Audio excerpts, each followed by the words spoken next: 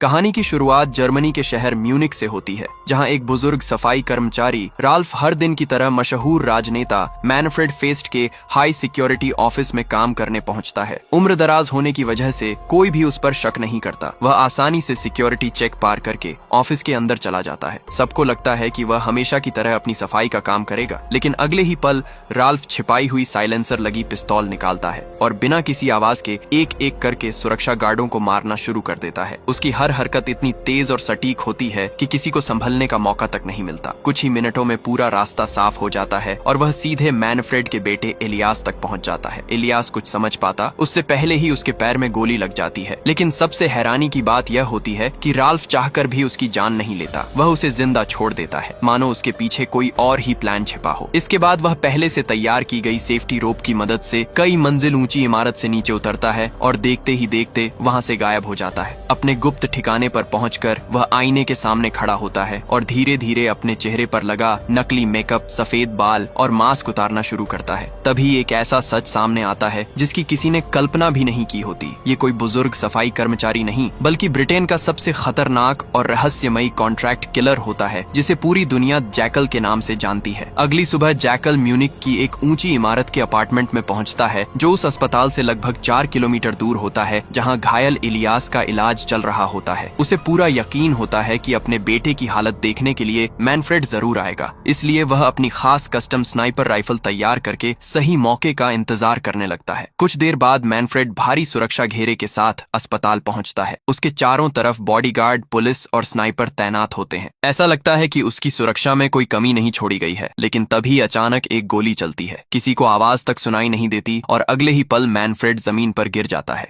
इतनी लंबी दूरी से लगाया गया यह सटीक निशाना देखकर हर कोई हैरान रह जाता है। किसी के लिए भी यह समझ पाना आसान नहीं होता कि आखिर यह हमला हुआ कैसे। गोली चलाने के बाद जैकल बिल्कुल भी घबराता नहीं। वह अपनी खास राइफल को कुछ ही सेकंड में अलग अलग हिस्सों में खोल देता है। उसकी यह राइफल इस तरह बनाई गई होती है कि वह एक साधारण सूटकेस जैसी दिखाई देने लगती है। दूसरी तरफ पुलिस उस अपार्टमेंट को चारों तरफ से घेर लेती है, लेकिन जब तक वे अंदर पहुंचते हैं जैकल भीड़ में घुल मिलकर वहां से निकल चुका होता है। उधर लंदन में ब्रिटेन की खुफिया एजेंसी MI6 को इस सनसनीखेज हत्या की खबर मिलती है। एजेंसी की तेज तर्रार अधिकारी बियांका इस पूरे मामले की जांच शुरू करती है। हथियारों की गहरी जानकारी होने की वजह से वह तुरंत समझ जाती है कि इतना मुश्किल निशाना किसी आम स्नाइपर के बस की बात नहीं है। वह यह भी पता लगा लेती है कि इस्तेमाल की गई राइफल को अलग अलग हिस्सों में खोलकर एक सूटकेस के अंदर छिपाया गया था, इसलिए हत्यारा बिना किसी शक के एयरपोर्ट की सुरक्षा पार करने में कामयाब हो गया। बियांका की यह सोच उसके वरिष्ठ अधिकारियों को भी प्रभावित कर देती है और उसे इस मिशन का अहम हिस्सा बना दिया जाता है। जांच आगे बढ़ने पर उसे शक होता है कि इतनी अनोखी राइफल सिर्फ आयरलैंड का कुख्यात हथियार निर्माता नॉर्मन स्टॉक ही बना सकता है, जो कई सालों से पुलिस की पकड़ से बाहर है। नॉर्मन तक पहुंचने के लिए बियांका उसकी भाभी एलिसन स्टॉक से मदद मांगती है, लेकिन वह किसी भी तरह की जानकारी देने से साफ इनकार कर देती है। इसके बाद बियांका दबाव बनाने के लिए एलिसन की बेटी एमा को हिरासत में ले लेती है, लेकिन यह फैसला एक भयानक हादसे में बदल जाता है। एमा की पुरानी दिल की बीमारी अचानक उभर आती है। बियांका खुद एम्बुलेंस में उसके साथ अस्पताल तक जाती है और उसकी जान बचाने की हर संभव कोशिश करती है, लेकिन तमाम प्रयासों के बावजूद एमा की मौत हो जाती है। यह घटना बियांका के मिशन पर एक गहरा दाग छोड़ देती है। दूसरी तरफ जैकल स्पेन स्थित अपने आलीशान घर लौटता है, जहां उसकी पत्नी नूरिया और छोटा बेटा उसका इंतजार कर रहे होते हैं। नूरिया को बिल्कुल भी अंदाजा नहीं होता कि उसका पति असल में दुनिया का सबसे खतरनाक कॉन्ट्रैक्ट किलर है। उसकी नजर में वह सिर्फ चार्ल्स नाम का एक साधारण बिजनेसमैन है, जो अक्सर काम के सिलसिले में विदेश जाता रहता है। लेकिन जैसे ही जैकल को अकेले रहने का मौका मिलता है, वह एक गुप्त एनक्रिप्टेड मैसेजिंग सिस्टम के जरिए उस क्लाइंट से संपर्क करता है जिसने मैनफ्रेड फेस्ट की हत्या की सुपारी दी थी। जैकल अपनी बाकी बची हुई रकम की मांग करता है, लेकिन सामने वाला साफ कह देता है कि अब उसे एक भी पैसा नहीं मिलेगा। यह सुनते ही जैकल समझ जाता है कि उसके साथ बहुत बड़ा धोखा हुआ है। मैनफ्रेड फेस्ट की हत्या के बाद जैकल के मन में सिर्फ एक ही सवाल घूम रहा होता है, आखिर वह क्लाइंट कौन था जिसने काम पूरा होने के के बाद उसे धोखा दे दिया। सच जानने के लिए वह अपने बैंक से संपर्क करता है और उस अकाउंट की जानकारी मांगता है जहां से उसे पहली किस्त भेजी गई थी। कुछ ही समय बाद उसे पता चलता है कि वह बैंक अकाउंट जर्मनी के शहर म्यूनिक में मौजूद है। अब जैकल समझ जाता है कि अगर उसे अपने गद्दार तक पहुंचना है तो उसे फिर से म्यूनिक लौटना होगा। इसी बीच जैकल को उसी गुप्त और एन्क्रिप्टेड मैसेजिंग सिस्टम पर एक नया मिशन मिलता है। इस बार उसे एक महिला से मिलने के लिए कहा जाता है। अपनी पहचान छिपाने के लिए जैकल फिर से नया भेष बदलता है और तय जगह पर पहुंचता है। वहां उसकी मुलाकात जीना जानसन नाम की महिला से होती है, जो उन लोगों की तरफ से आई होती है जिन्होंने उसे यह नया मिशन दिया है। जीना साफ कर देती है कि इस बार उनका निशाना कोई आम इंसान नहीं बल्कि दुनिया के सबसे ताकतवर टेक बिजनेसमैन में से एक यूडीसी है। वह जल्द ही रिवर नाम का एक ऐसा प्रोजेक्ट लॉन्च करने वाला होता है जो दुनिया की ताकत का संतुलन बदल सकता है। इसीलिए किसी भी कीमत पर उसकी लॉन्चिंग से पहले उसकी हत्या करनी होगी। अपनी बात पर भरोसा दिलाने के लिए जीना उसी समय जैकल के अकाउंट में $2 करोड़ ट्रांसफर कर देती है और वादा करती है कि मिशन पूरा होते ही उसे बाकी $8 करोड़ भी मिल जाएंगे। इतनी बड़ी रकम सुनकर साफ हो जाता है कि इस बार खेल पहले से कहीं ज्यादा बड़ा होने वाला है। हालांकि जैकल नए मिशन को स्वीकार कर लेता है, लेकिन उसके दिमाग से पुराना धोखा अभी भी नहीं निकलता। इसलिए वह सीधे उस बैंक में पहुंचता है जहां से पहली पेमेंट भेजी गई थी। थोड़ी चालाकी और अपने हुनर की मदद से वह बैंक कर्मचारी से उस अकाउंट की जानकारी निकलवा लेता है। इसके बाद वह ऑनलाइन जांच शुरू करता है और कुछ ही देर में एक ऐसा सच सामने आता है जो उसे भी हैरान कर देता है। जिस अकाउंट से उसे पहली रकम भेजी गई थी वह हेलेन नाम की कंपनी का अकाउंट होता है और उसका संबंध किसी और से नहीं बल्कि इलियास फेस्ट से जुड़ा होता है। यानी अपने ही पिता की हत्या की सुपारी इलियास ने दी थी। इतना ही नहीं, अपने ऊपर शक न आए इसीलिए उसने खुद अपने पैर में गोली लगवाने का भी प्लान बनाया था। लेकिन काम पूरा होने के बाद उसने जैकल की बाकी रकम देने से इनकार कर दिया। अब जैकल समझ चुका होता है कि उसके साथ कितना बड़ा विश्वासघात हुआ है और वह मन ही मन एलियास की मौत का फैसला कर लेता है। दूसरी तरफ MI6 की अधिकारी बियांका एक अलग ही मुश्किल में फंसी होती है। एमा की मौत की खबर अभी तक सार्वजनिक नहीं हुई होती, इसलिए वह एलिसन से झूठ बोलती है कि अगर वह 24 घंटे के अंदर नॉर्मन स्टॉक का फोन नंबर दे देगी तो उसकी बेटी को रिहा कर दिया जाएगा। अपनी बेटी को बचाने की उम्मीद में एलिसन चुपके से अपने पति के फोन से नॉर्मन का नंबर निकालकर बियांका को भेज देती है। बियांका तुरंत उस नंबर की लोकेशन ट्रैक करवाती है। लोकेशन बेलारूस के एक छोटे से कस्बे में मिलती है। बिना समय गंवाए वह अपनी टीम के साथ वहां छापा मारती है, लेकिन जैसे ही टीम दरवाजा तोड़कर अंदर घुसती है सामने से गोलियों की बौछार शुरू हो जाती है। नॉर्मन पहले से ही उनके आने की खबर जान चुका होता है। कुछ ही सेकंड में बियांका की टीम के 2 अधिकारी मारे जाते हैं जबकि नॉर्मन वहां से कार लेकर भाग निकलता है। हालांकि यह ऑपरेशन पहली नजर में नाकाम लगता है, लेकिन जाते जाते नॉर्मन जल्दबाजी में अपना एक सूटकेस वहीं छोड़ देता है। बियांका उसे अपने साथ ले आती है। हालांकि छापेमारी के बाद MI6 की डिप्टी चीफ इसाबेल इस पूरे ऑपरेशन को पूरी तरह असफल मानने लगती है। उसे लगता है कि इतनी बड़ी कार्रवाई के बावजूद उन्हें जैकल के बारे में कोई ठोस जानकारी नहीं मिली। लेकिन बियांका इतनी आसानी से हार मानने वालों में से नहीं होती। वह नॉर्मन के छोड़े हुए सूटकेस को खोलती है और उसके एक एक हिस्से को अलग करना शुरू कर देती है। कुछ ही देर बाद वही साधारण दिखने वाला सूटकेस एक बेहद खतरनाक स्नाइपर राइफल में बदल जाता है। यह देखकर इसाबेल भी हैरान रह जाती है। अब यह पूरी तरह साबित हो जाता है कि जैकल के लिए ऐसी खास राइफल बनाने वाला हथियार निर्माता नॉर्मन स्टॉक ही था। हालांकि इस कामयाबी के बावजूद MI6 के अंदर बेचैनी लगातार बढ़ती जा रही होती है। सभी को समझ आ जाता है कि एजेंसी के भीतर कोई गद्दार मौजूद है जिसने पहले ही नॉर्मन को छापेमारी की खबर पहुंचा दी थी। अगर ऐसा नहीं होता तो वह पहले से तैयार नहीं बैठा होता। यानी जैकल तक पहुंचने से पहले उन्हें अपने ही विभाग में छिपे उस रहस्यमयी गद्दार को ढूंढना था। इसी बीच बियांका एक और अहम सुराग हासिल कर लेती है। छापेमारी के दौरान उसे नॉर्मन का मोबाइल फोन भी मिल गया था। जब उसकी जांच की जाती है तो उसमें कई एन्क्रिप्टेड मैसेज मिलते हैं। ये सभी मैसेज मैनफ्रेड फेस्ट की हत्या से कुछ हफ्ते पहले भेजे गए थे। सबसे चौंकाने वाली बात यह होती है कि उन सभी संदेशों के पीछे सिर्फ एक ही कोड नेम लिखा होता है, जैकल। पहली बार MI6 के हाथ उस रहस्यमयी कातिल का नाम लगता है, लेकिन उसकी असली पहचान अब भी पूरी तरह अंधेरे में होती है। दूसरी तरफ जैकल की निजी जिंदगी भी धीरे धीरे बिखरने लगती है। अब तक नूरिया ने कभी अपने पति पर शक नहीं किया था, लेकिन एक दिन वह उसे टैक्सी में बैठा देख लेती है, जबकि उसने कहा था कि वह सीधे एयरपोर्ट जा रहा है। यहीं से उसके मन में कई सवाल पैदा होने लगते हैं। जैकल के घर से निकलते ही नूरिया उसके सामान की तलाशी लेना शुरू कर देती है। तभी उसे उसके ऑफिस में एक ऐसा बंद दरवाजा दिखाई देता है जो हमेशा बंद रहता था। अब उसे यकीन होने लगता है कि उसका पति उससे कोई बहुत बड़ा राज छिपा रहा है। उधर म्यूनिक में मैनफ्रेड मैनफ्रेड फेस्ट का अंतिम संस्कार होने वाला होता है। जैकल एक बार फिर अपना रूप बदलकर एक बूढ़े आदमी का भेष धारण करता है और उसी फ्यूनरल होम में पहुंच जाता है जहां अंतिम संस्कार की सारी तैयारियां चल रही होती हैं। वह अपनी मां के अंतिम संस्कार की झूठी कहानी सुनाकर वहां मौजूद डायरेक्टर का भरोसा जीत लेता है। कुछ देर बाद वह सिर दर्द का बहाना बनाता है, जिससे डायरेक्टर दवा लेने अपनी कार तक चली जाती है। जैसे ही कमरा खाली होता है, जैकल तुरंत डायरेक्टर के कंप्यूटर में घुसकर एक गुप्त रिमोट एक्सेस सॉफ्टवेयर इंस्टॉल कर देता है।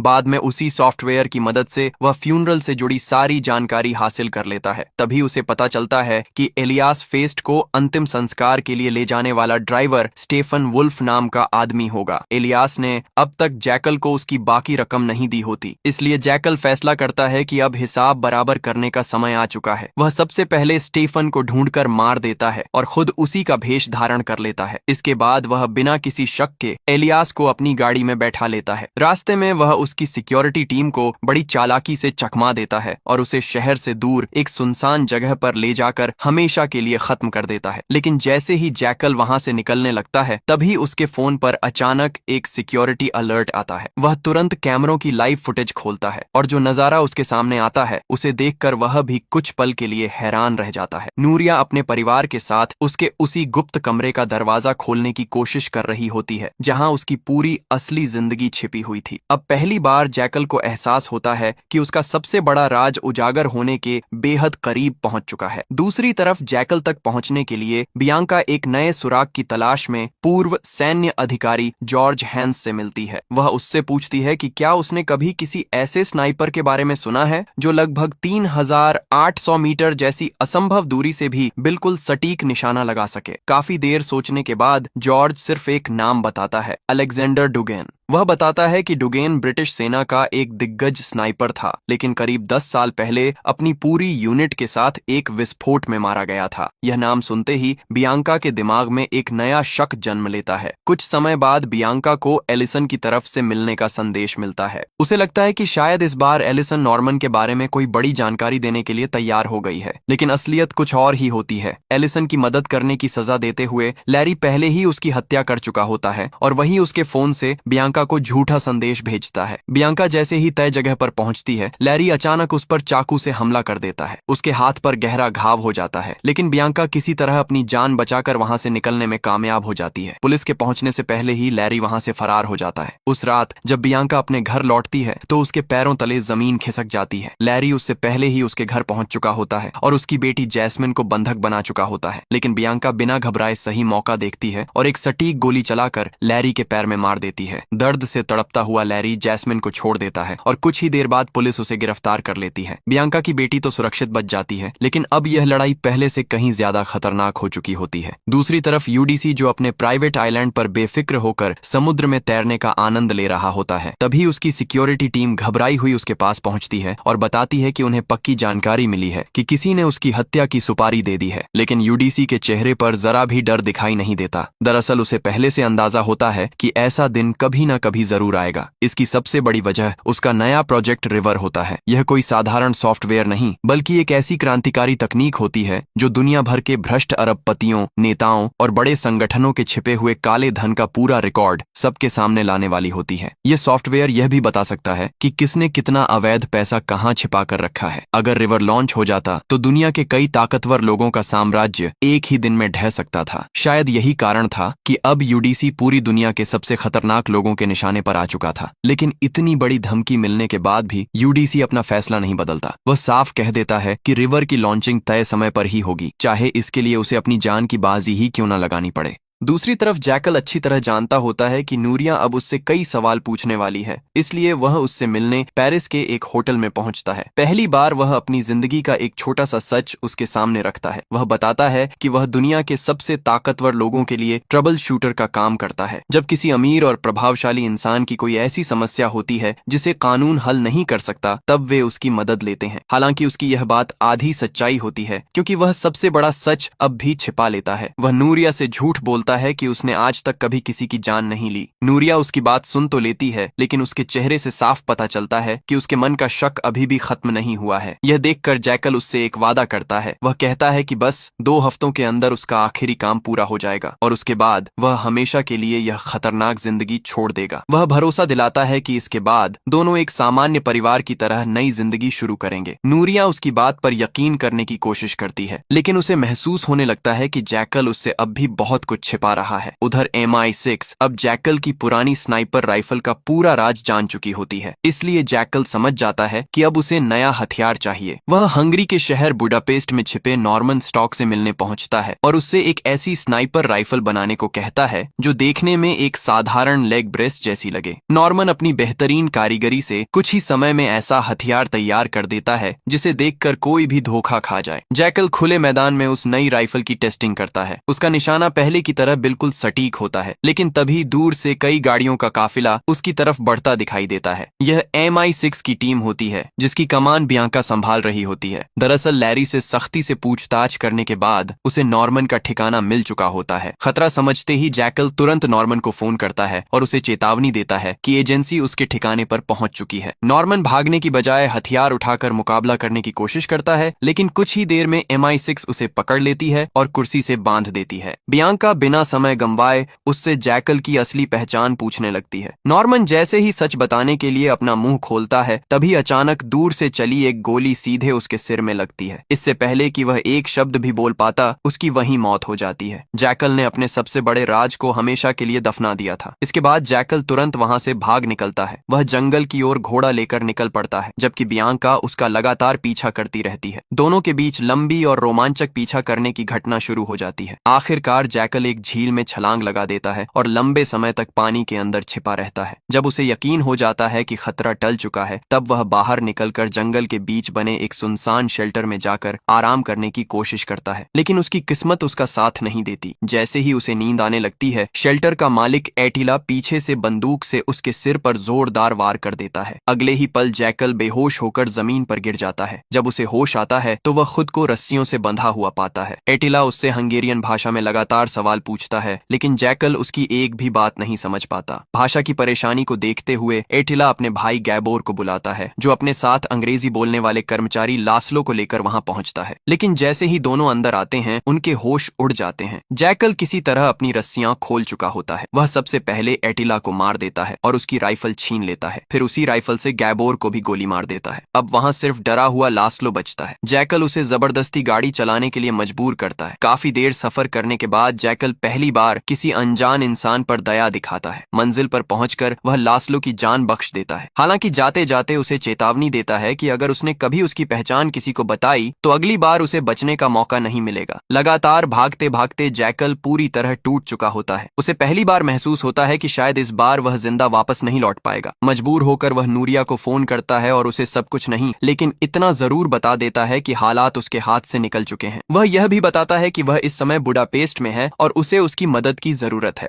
खतरा जानते हुए भी नूरिया उसकी मदद करने पहुंच जाती है। वह अपने साथ भेष बदलने का पूरा सामान लेकर आती है। जैकल धीरे धीरे खुद को एक बेहद कमजोर बूढ़े आदमी में बदल देता है। उसकी नई स्नाइपर राइफल अब एक साधारण लेग ब्रेस जैसी दिखाई देती है। व्हील चेयर पर बैठा हुआ जैकल बिना किसी शक के एयरपोर्ट की सुरक्षा पार कर लेता है और एस्टोनिया के लिए रवाना हो जाता है, जहां UDC अपने सबसे बड़े प्रोजेक्ट रिवर की लॉन्चिंग करने वाला होता है। लॉन्च इवेंट से 2 दिन पहले ही जैकल आयोजन स्थल के अंदर घुस जाता है। वह बिल्डिंग की ऊंची छत के स्टील स्ट्रक्चर में छिपकर सही समय का इंतजार करने लगता है। आखिरकार लॉन्च का दिन आ जाता है। पूरा हॉल मेहमानों से भर जाता है। जैकल अपनी छिपने की जगह से बाहर निकलता है और रास्ते में आने वाले कुछ सुरक्षा गार्डों को चुपचाप रास्ते से हटा देता है, लेकिन उसके सामने एक नई मुश्किल आ जाती है। UDC पूरी स्पीच बुलेट प्रूफ ग्लास के पीछे खड़ा होकर देने लगता है। जैकल सही मौके का इंतजार ही कर रहा होता है कि तभी अचानक एक दूसरा हमलावर स्टेज पर चढ़कर UDC पर गोली चलाने की कोशिश करता है। हालांकि हालांकि सिक्योरिटी टीम कुछ ही सेकंड में उसे मार गिराती है और यूडीसी को सुरक्षित बाहर निकाल लेती है। इस अफरा तफरी में जैकल का पूरा प्लान बर्बाद हो जाता है और उसे बिना हमला किए भीड़ में गायब होना पड़ता है। अब बियांका को पूरा यकीन हो जाता है कि जैकल दोबारा जरूर हमला करेगा, इसलिए वह पुराने सैन्य रिकॉर्ड खंगालना शुरू करती है। उसे शक होता है कि जैकल असल में वही दिग्गज स्नाइपर अलेक्जेंडर डुगेन है जिसकी मौत कई साल पहले बताई गई थी। जब बियांका सेना की पुरानी रिपोर्ट पढ़ती है तो उसके सामने एक नई कहानी खुलती है। साल 2013 में अलेक्जेंडर डुगेन ब्रिटिश सेना का सबसे बेहतरीन स्नाइपर था। अफगानिस्तान में उसने कई बेहद खतरनाक मिशन पूरे किए थे। उसकी सबसे बड़ी खासियत यह थी कि वह अपने निशाने के लिए घंटों नहीं बल्कि जरूरत पड़ने पर कई दिनों तक भी बिना हिले इंतजार कर सकता था। एक सफल मिशन के बाद डुगेन और उसका साथी गैरी छुट्टियां मनाने साइप्रस गए थे। वहीं उनकी मुलाकात लेस्टर कॉफलिन नाम के एक रहस्यमयी आदमी से हुई। उसने दोनों को सिर्फ एक आसान काम के बदले 10-10 हजार डॉलर देने का प्रस्ताव रखा।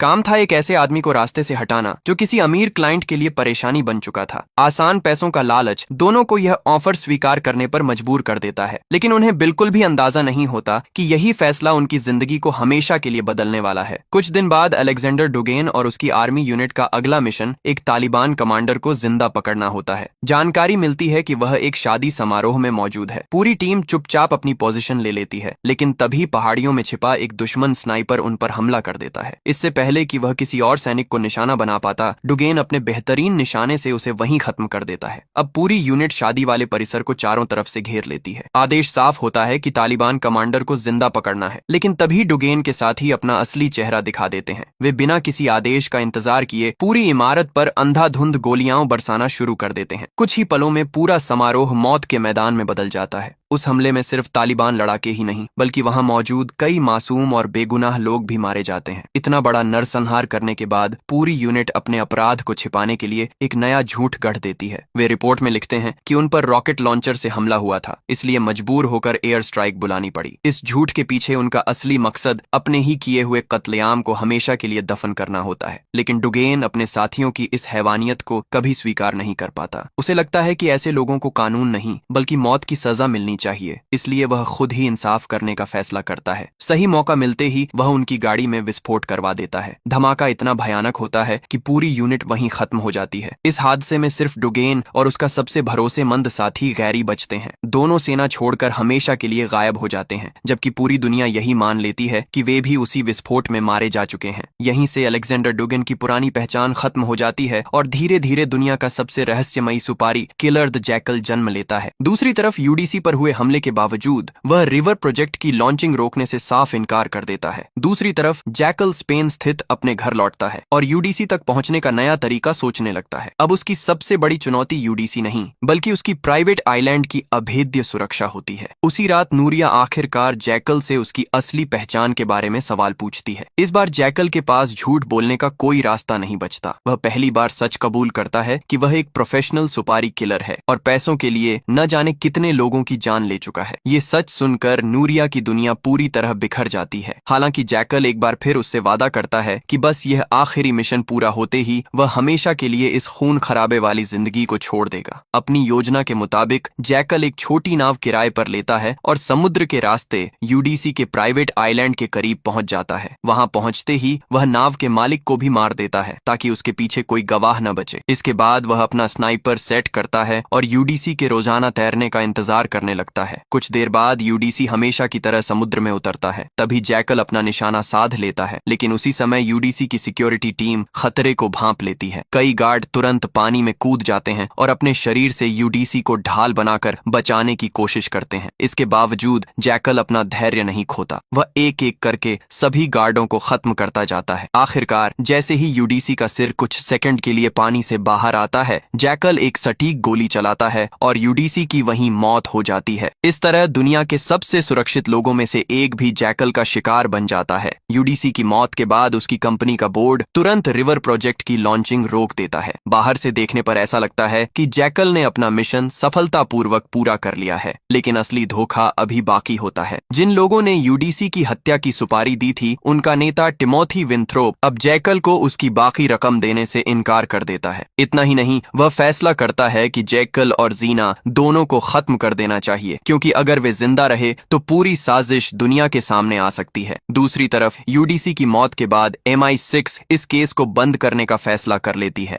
लेकिन बियांका इस फैसले से बिल्कुल भी सहमत नहीं होती। उसे पूरा यकीन होता है कि जैकल अभी भी जिंदा है और उसे हर हाल में पकड़ना होगा। इसी दौरान कहानी का सबसे बड़ा राज सामने आता है। पता चलता है कि MI6 के अंदर मौजूद गद्दार कोई और नहीं बल्कि इसाबेल ही होती है। वही कई दिनों से जैकल के पक्ष में काम कर रही होती है। इतना ही नहीं, ब्रिटेन का विदेश सचिव जेरेमी भी इस साजिश का हिस्सा निकलता है। दोनों ने मिलकर टिमोथी विंथ्रोप का साथ दिया था, क्योंकि अगर रिवर लॉन्च हो जाता तो दुनिया के सबसे ताकतवर लोगों की काली कमाई सबके सामने आ जाती। अब अपनी साजिश छिपाने के लिए इसाबेल एक नया खेल खेलती है। वह बियांका को स्पेन भेजती है ताकि वह जैकल को मार दे, लेकिन उसका असली इरादा बाद में बियांका को भी रास्ते से हटाने का होता है, जिससे कोई भी सच तक न पहुंच सके। उधर जैकल के घर से निकलने से पहले नूरिया एक बड़ा फैसला कर चुकी होती है। उसे समझ आ जाता है कि अब उसके और उसके बेटे कारो की जिंदगी कभी सुरक्षित नहीं रह सकती। इसलिए वह जैकल के गुप्त कमरे में रखा काफी सारा पैसा लेकर अपने बेटे के साथ हमेशा के लिए वहां से चली जाती है। जब जैकल अपने घर लौटता है तो उसे एहसास होता है कि नूरिया उसे छोड़कर जा चुकी है, लेकिन उसे संभलने का मौका भी नहीं मिलता। तभी जीना का फोन आता है और वह चेतावनी देती है कि उनके अपने क्लाइंट्स ने ही अब उन्हें मरवाने का फैसला कर लिया है। उसी समय बियांका और उसकी टीम जैकल के घर पहुंच जाती है। जैकल पूरे घर की बिजली बंद कर देता है। अंधेरे का फायदा उठाकर वह एक एक करके अपने दुश्मनों पर हमला करना शुरू कर देता है। बियांका का साथी विंस उसकी जान बचाने की कोशिश करता है, लेकिन खुद गोली का शिकार हो जाता है। कुछ ही पल बाद जैकल पीछे से आता है और बियांका को भी गोली मार देता है। कई महीनों से उसका पीछा कर रही बियांका आखिरकार वहीं अपनी आखिरी सांस लेती है। इसके बाद जैकल घर में बचा हुआ पैसा लेकर तुरंत वहां से निकल जाता है। उसका इरादा नूरिया और अपने बेटे को ढूंढने का होता है, लेकिन रास्ते में उसकी कार का एक भयानक एक्सीडेंट हो जाता है। दूसरी तरफ मरने से पहले बियांका एक बहुत बड़ा कदम उठा चुकी होती है। मिशन पर निकलने से पहले उसने अपने सबसे भरोसेमंद साथी ओस को एक मैसेज भेजा था। उस मैसेज में उसने साफ लिखा था कि अगर वह वापस न लौटे तो समझ लेना कि इसाबेल ही असली गद्दार है। ये मैसेज पढ़ते ही ओस को पूरी साजिश का अंदाजा हो जाता है और वह सच सामने लाने की तैयारी शुरू कर देता है। हैरानी की बात यह होती है कि इतना भयानक हादसा होने के बावजूद जैकल जिंदा बच जाता है। वह सीधे बुडापेस्ट पहुंचता है, जहां जीना उसका इंतजार कर रही होती है। अब जीना भी समझ चुकी होती है कि टिमोथी विंथ्रोप ने उन दोनों के साथ धोखा किया है, इसलिए वह विंथ्रोप से जुड़ी हर गुप्त जानकारी जैकल को सौंपने का फैसला करती है। लेकिन जैकल बदला लेने की जल्दी नहीं करता। वह साफ कहता है कि उसके लिए सबसे जरूरी काम पहले अपनी पत्नी नूरिया और बेटे कारो को ढूंढना है। उसके बाद ही वह उस इंसान से हिसाब बराबर करेगा जिसने उसे धोखा देने की सबसे बड़ी गलती की है। और इसी अधूरे बदले, नई साजिश और जैकल के अगले शिकार की झलक के साथ द जैकल का पहला सीजन खत्म हो जाता है। नेक्स्ट सीजन देखना के लिए कमेंट करना मत भूलना।